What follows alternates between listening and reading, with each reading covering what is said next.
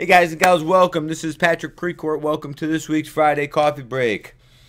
Great to have you here. I'm coming to you out of the cage in Rocky Hill, Connecticut. Just finished, quite honestly, getting my ass handed to me out on the mats. Before we get started here, I want to share with you a new thing we're doing here on the Friday Coffee Break. Today we used to do this, 5 years ago, okay?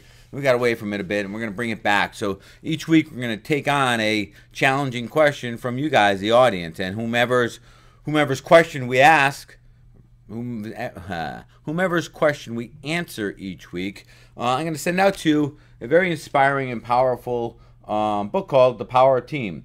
It's a collection of essays by a number of different entrepreneurs and authors, all about the importance of team and networking and team cooperation. And there's some outstanding authors in here that I had the honor to co-author with, Dr. Wayne Dwyer, which many of you heard of course, Tony Robbins, Dr. Charles Majors, Dr. David Timball, and on and on and on. It's a beautiful collection of their perception and their take and their life experiences of building a team to accomplish big purposes. So I'd like to share this book with you, and I'll be sending this out each week to the question we answer.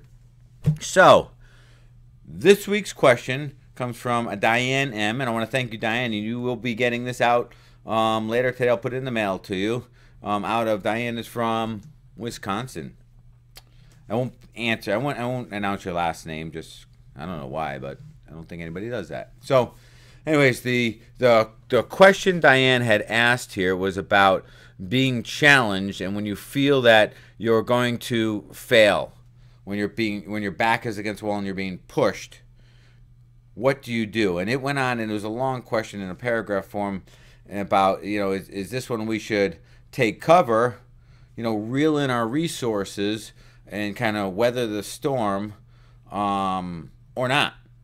And the best way I could explain this it's funny the timing, how questions time up with life experiences. Let me explain to you what just happened, experience I just had happen out on the mats, and how parallel it is to what happens in life, right?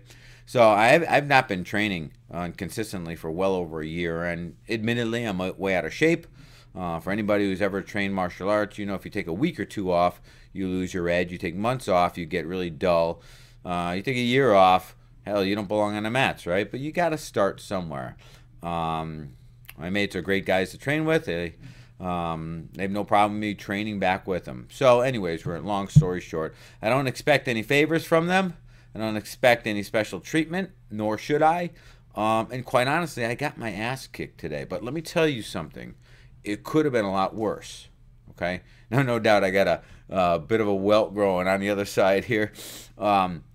This is what happened about 2/3 of the way training. We're doing live sparring and kicking, and I was getting beat up, and I was getting shots that hurt, to the head, to the body, to the legs. I mean, literally hurt. So I was finding myself throwing less punches and throwing less kicking, covering up more, and getting hit more.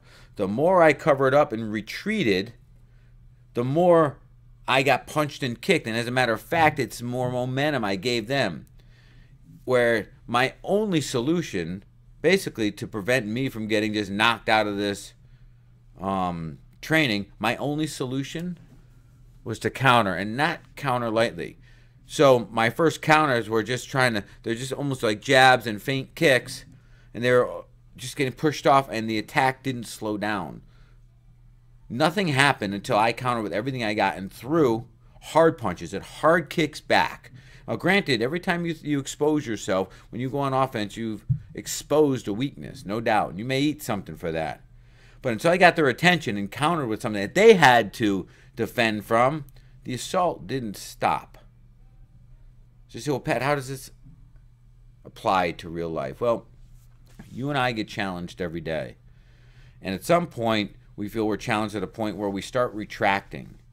When in fact, even though intuitively we feel like we should be protecting ourselves, going into the self-defense, self-preservation mode, we not only should, we have to step up and go on the offense, give it everything we got, and stop the assault. You'll get the respect. You may not win the fight. Now, I wouldn't sit here and lie to you and tell you that I came out on top. but I stopped going backwards.